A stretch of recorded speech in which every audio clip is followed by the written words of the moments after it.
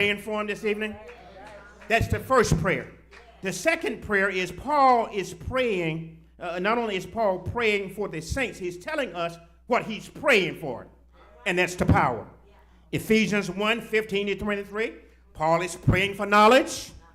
In Ephesians 3:14-21, Paul is praying for strength. Knowledge of a living God and strength that lives within us. Paul in verse 16 says, I pray that out of his generous riches he may strengthen you with the power through the Spirit in your inner being. Can I do it again? Paul is saying, I pray that out of his glorious riches, not out of what we know and what we suspect and what we want, but out of his glorious riches, that he might strengthen you with power through his Spirit in your inner being. That's the spiritual benefit of prayer. The true spiritual benefit of prayer. Y'all ready for it? The true spiritual benefit of prayer is God in our lives, that we are spiritual trophies of the power of God in the earth. So the benefit of prayer is we are trophies for God.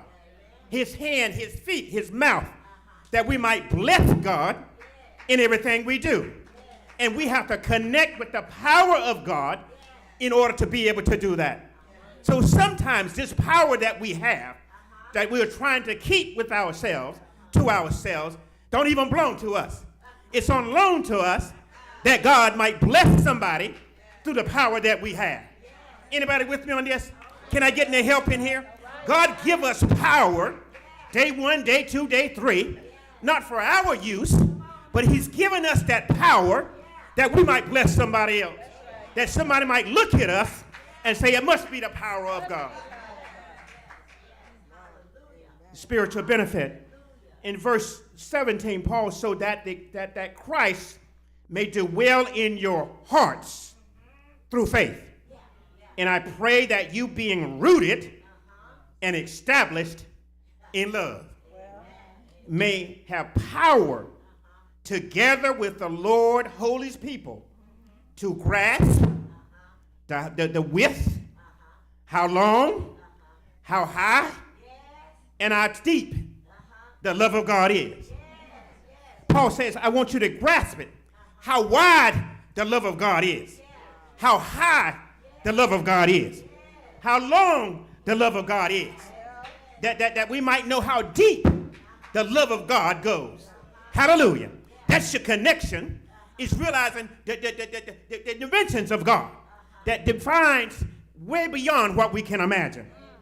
And to know that this love that surpasses all knowledge, that you may be filled to the measure of all the fullness of God. Hallelujah. Can you imagine if we realize the fullness of God we really have? How connected and how loving and how caring we would be? Can you imagine what we would be like if we connected like Christ and loved like Christ, that you can't differentiate us from Christ when we're walking down the street? God gets the blessing out of our lives. But I wonder, how much power is sitting, don't look around, how much power is sitting on your pew? Look at me, look at me, look at me. How much power is in the choir? Don't look at the president. How much power is in the lay organization? Power to teach, and you teaching nothing. Power to lead, and you leading nothing. Power to pray, and we have to beg you into prayer meeting. Power to change the atmosphere, but we are sitting on that power. Unused, untapped power. To revive the connection, the power is already within you. Tell your neighbor, it's already in you. It's already in you. The power of